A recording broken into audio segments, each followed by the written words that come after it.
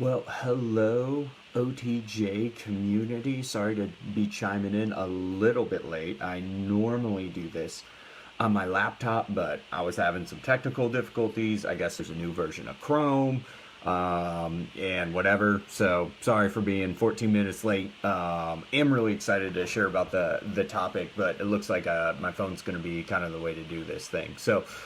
Anyways, excited to be chiming in and talking about church history and pandemics. This wasn't normally I kind of work through kind of periods of history, and I've kind of been working through the timeline. But actually, Cassie Schaefer, who just jumped in, gave the amazing idea of doing like a topical study on how the church has responded to pandemics in the past. And I thought it was a great idea, so I jumped into research mode and kind of got into studying how the church has done with pandemics and stuff like that. One thing that I just want to mention, whenever we study history topically, we always need to be a little bit careful. Just understand, like church history is a humongous amount of time. Probably something like, well, probably 2,000 years, right, to be honest. And there have been a lot of churches in that history. And going through kind of the timelines, reading stories, and gathering research, I picked, to me, like the most noble, maybe cool parts of the story where, like, I don't know, you can pull a lot of really good nuggets out of, and I think they're inspiring. But at the same time, there's probably been a lot of times where the church has not been so noble with pandemics. Maybe thinking they were from God, agreeing with them, stuff like that. This is, I'd say, the church history on pandemics that I think are really cool. But as many cool stories I could find, there might be ones that aren't great. One of the just things that happens when we study history, and an error we can make, is we'll like study one part of history, and that only applies to a certain group, and then mentally we'll think that applied to the entire group, and that just isn't the case. Oftentimes history is very complicated. There's a lot of stories, there's a lot of sides of things. When you only hear one side of it, it kind of paints it in an incorrect light. But anyways, the person in me who likes to study history and knows that oftentimes things are very much more complicated and have a lot more facets than we think they do, needed to say that. But anyways, jumping into church history and pandemics. Well, actually, plagues, pandemics, whatever you call them, a disease that's very big and it affects a lot of people. There are so many of them that have come and happened through the centuries, and the church has definitely been a part of a lot of them and how they've responded. So to study church history is to study kind of how we've responded to plagues and kind of pandemics through the times. But something that I think is really, really interesting, just kind of going through the timeline, is this. The church kind of started, around 34 AD, I guess. And during that time, Rome was kind of the overall, I'd say, ruling over all the nations that the church was really in. So how the church responded to pandemics is also kind of how it responded to Rome at the same time too. And in the first couple centuries, it's really remarkable to see how the church actually responded to plagues and pandemics. You see, those were actually very common in those times. Keep in mind, sanitation was not as good back then. We didn't have like as good of sewers, things that we take advantage of and just make sense to us, like having toilets and sewage and washing our hands. People like then didn't have access to. And generally, as people get closer and closer, disease seems to be something that just sorts of happens. So yeah, there were a lot of plagues back then, and the church would respond to a lot of them in different ways. But one of the things that's actually remarkable is that plagues oftentimes really, really, really helped with church growth. And here's why. You got to understand, back then in early Rome, the societies didn't have things like welfare programs. Like, there was no program to feed the poor. There wasn't a program, maybe there was a few orphanages and stuff like that. But back then, a lot of those institutions just didn't exist. If you were starving, you could starve and just die. There wasn't a net kind of to catch you that the government had in place. So the early church, from its beginning, really tried to really be that to society. And when plagues came in, they absolutely tried to do the best that they could to care for the people in them. to care for with people with plagues. The foundation, I would say, of our Christian heritage was kind of the instruction of Jesus is to love your neighbor as you love yourselves, or to count others as more significant than yourselves. The church, in the beginning, absolutely took this to heart, and cared for the poor, cared for the widows, visited people in prison, which means they wouldn't feed you in prison back then. If you were going to eat, somebody would have to come in and bring you food. They just locked you up and threw away the key, kind of a thing. So the church absolutely tried to fill that gap in society. Seeing all the starvation and all that, they kind of jumped in. And when plagues came, they adopted the same heart of, let's see what they can do. A couple notable plagues that happened is early in the beginning of, in the 2nd century. It's called the Antonine Plague, struck Europe, killing an estimated 1/4 of the population. And then it's kind of admitted that a lot of the Christian community, when seeing the plague come into their towns, they would notably try to help anyone in their town or their community. Christians also back then really maintained the belief that illness was not necessarily from an angry God that was judgmental and smacking society because they'd sinned, but they saw it as, which is interesting because a lot of the pagans actually did believe that's why there was a plague. They thought there was a plague because they'd upset Zeus, or because they failed to worship the emperor and he was kind of a god, and that upset the gods up, and so they're sending a plague. They're actually the ones that maintained, hey, plagues aren't happening because of God. Plagues are happening because it's a fallen world, and creation is not what it's supposed to be. I think one of the most notable happened in early history is a century later, so I think we're in kind of late 200 AD.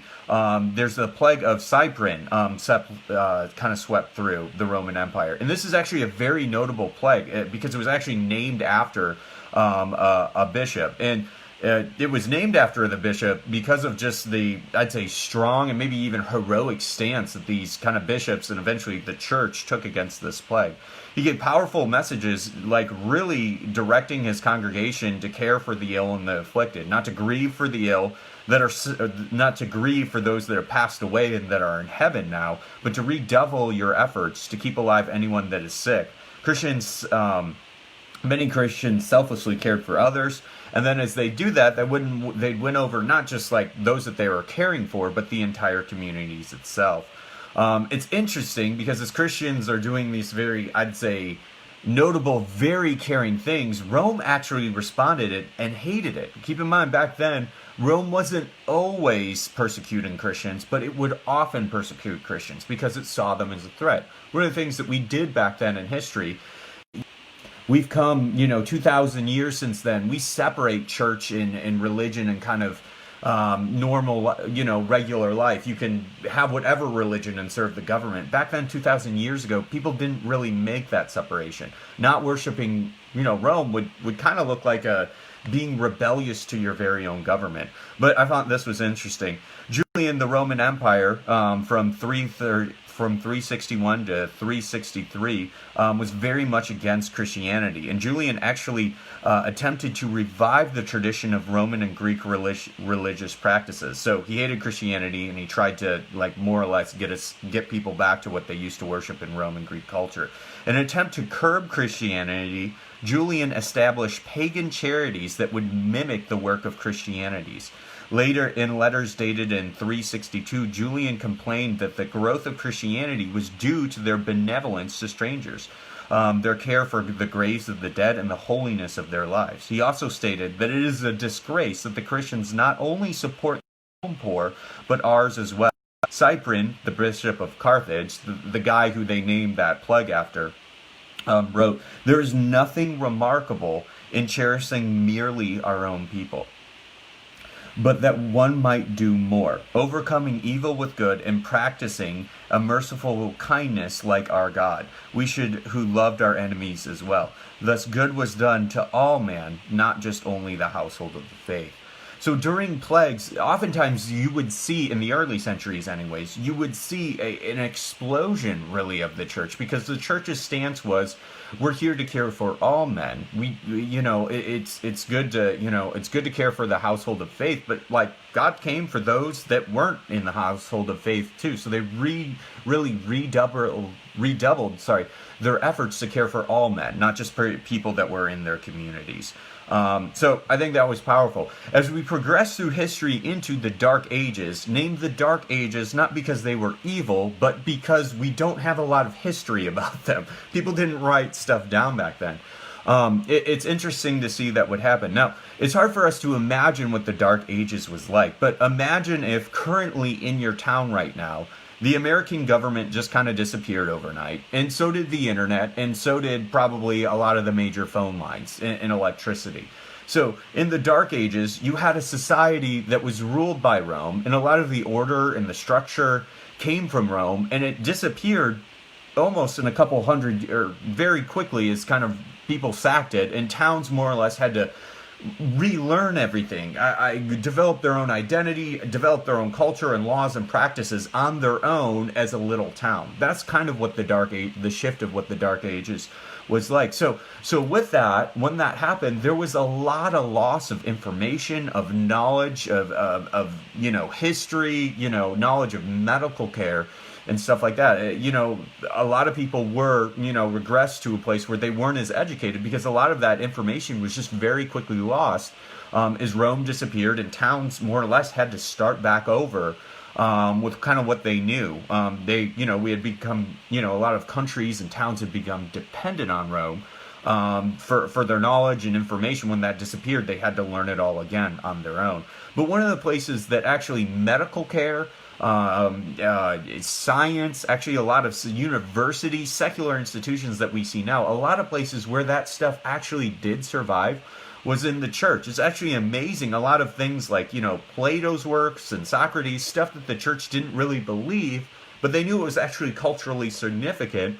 A lot of the few manuscripts that existed in those times only existed in the church. They saw that, hey, we don't believe this stuff, but we see how it is historically significant, so we're going to try to keep it alive in the traditions of our church.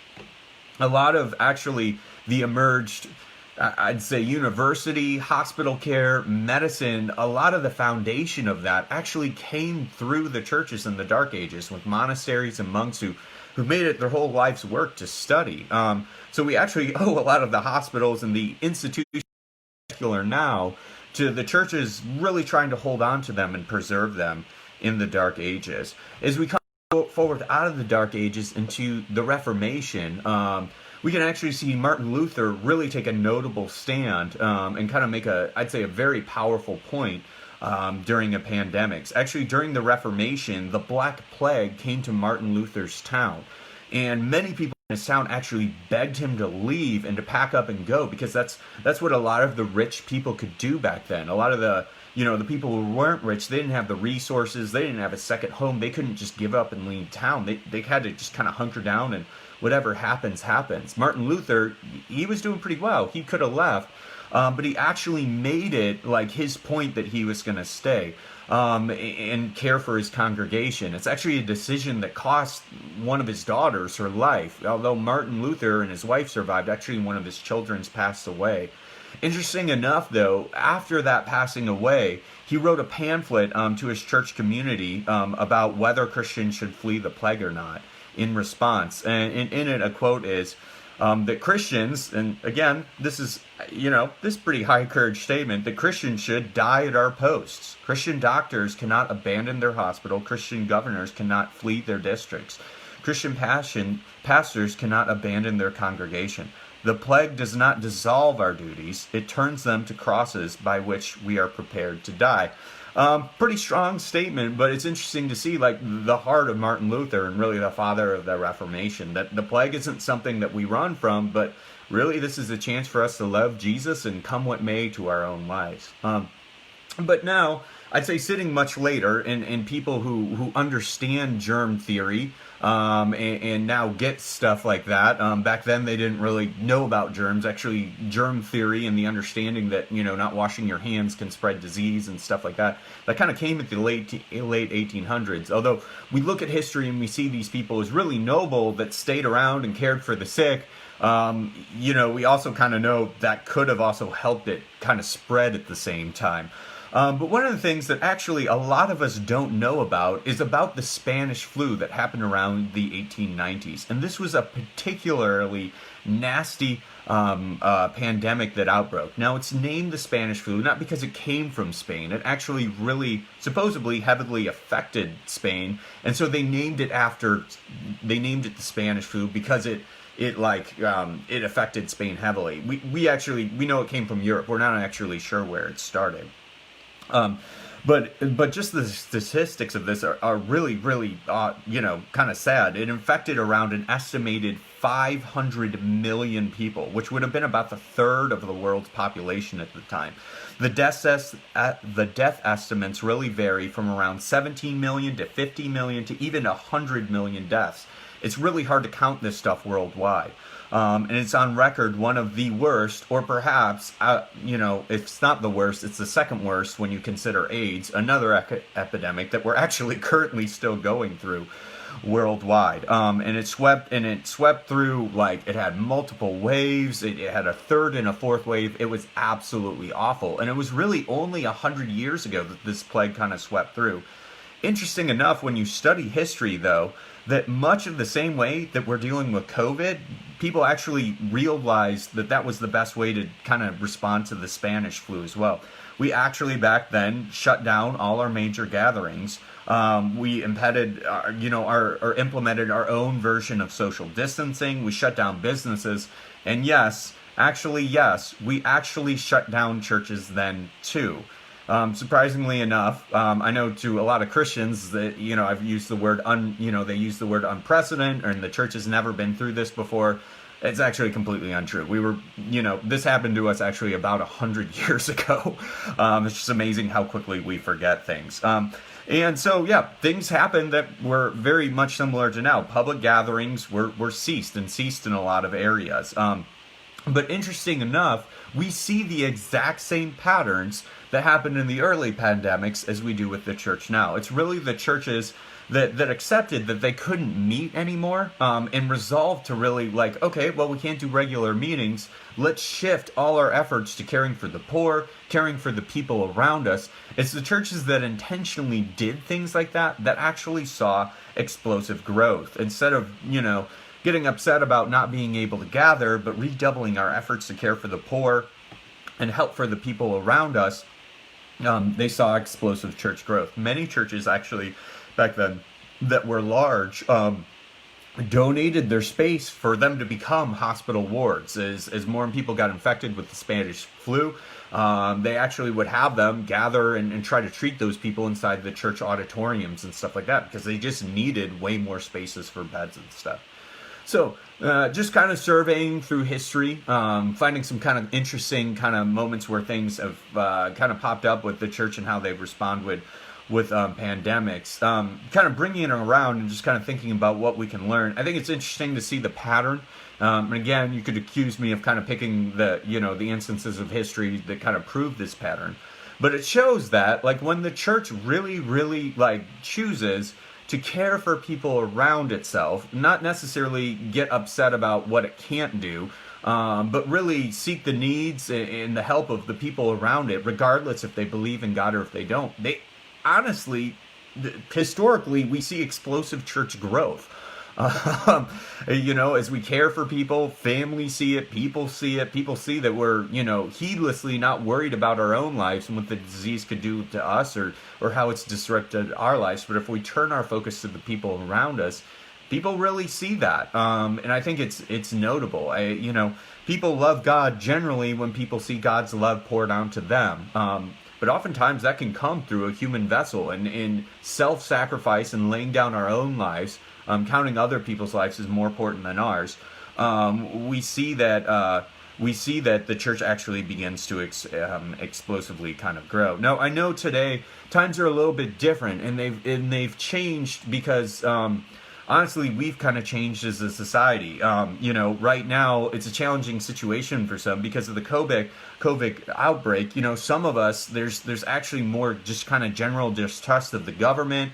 There's also kind of distrust of media institutions. I know a lot of us are struggling with, this isn't as big of a deal as it is. We're overreacting, or there's just kind of a general distrust of the media of like, is the news that we're actually getting and making decisions after, is that even accurate to the situation that it has, that we have to do, that we have in? Is this overreaction? Is this overreaction to not true facts? I think a lot of us just have a heart where we just think there's a lot of anti-Christian kind of that are kind of ensuing and kind of filtering the way through. It's easy to get outraged and think that the government is robbing us of our right to gather. And at the risk of saying something that's actually maybe hard to hear, but I think it's important to say,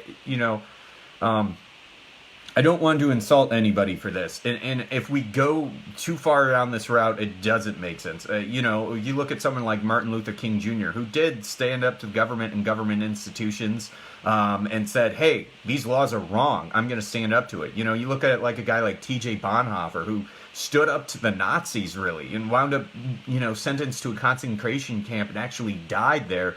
I think those guys kind of did the right thing. But keep in mind, like 1 Peter, 2:17, the verse clearly says, honor everyone, love the brotherhood, fear God, and honor the emperor. Now, when we hear that, that sounds good. But we have to keep in mind that Nero was actually the emperor during that time.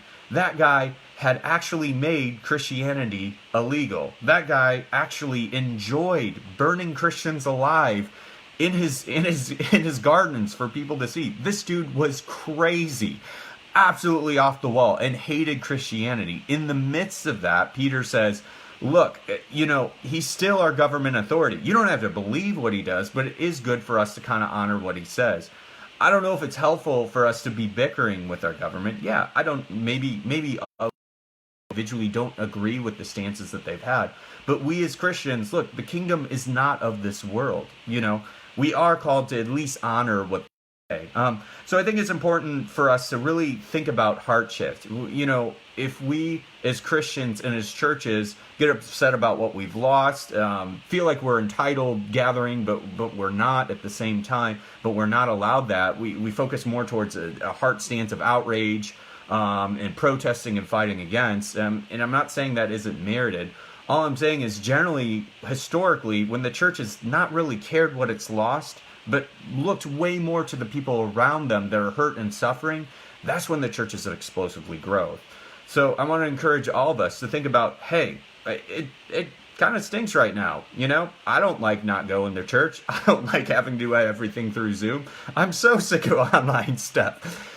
There's still a lot of people in the community that I can love. And to our churches, there are still a lot of people around us that we can serve and bless. And when we've done that, we've actually seen God really work through us. Our churches, Jesus has promised us from the beginning that on the revelation, he is Lord. That the gates of hell would not be able to withstand us. That regardless of what the enemy, through sickness and death and government, whatever gets shoved against us in some way or another, maybe not the way that we think it should, that the church would exist and that the church would continue. He's promised to be with us through the end of the ages. Jesus will never leave the church. There are areas right now where Christians are straight up illegal. There are areas in Iran where Christians are being killed. There's areas in Asia where pastors are being imprisoned regularly. Their government is oppressing them that heavily.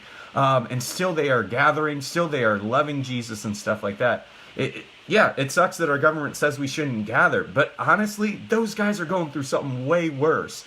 And honestly, to me, sometimes it feels a little dishonoring for us to be so demanding, but they're suffering over there for something much less than we are. It's not against the law to be Christian.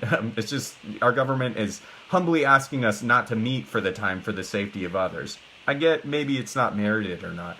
But still, there's a lot of good we can do. We can spend the time being outraged, or we can spend the time finding the needs of others, serving the needs of others, and maybe in some way people will actually see Jesus through that.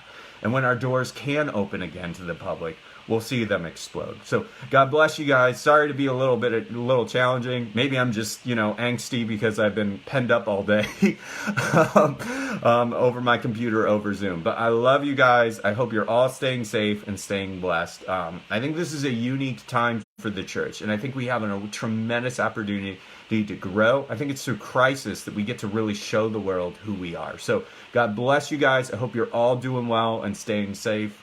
Find some way to give back to the world. There are needy people all around us. It might be a little harder to find them, but I assure you they're absolutely there. But thanks, guys, for joining us on the journey. Appreciate it. Stay safe and stay blessed. And love you guys. See you for the next one.